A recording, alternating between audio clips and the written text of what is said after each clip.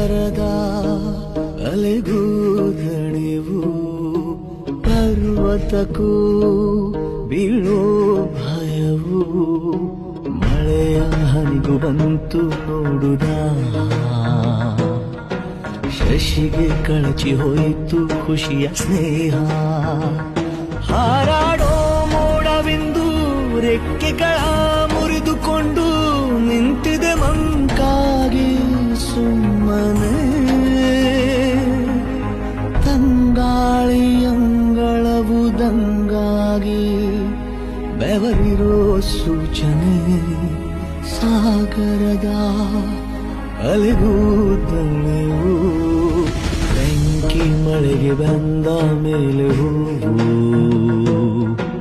ಹೇಗೆ ತಾನೆ ಕಾಣಬೇಕು ನಗುವು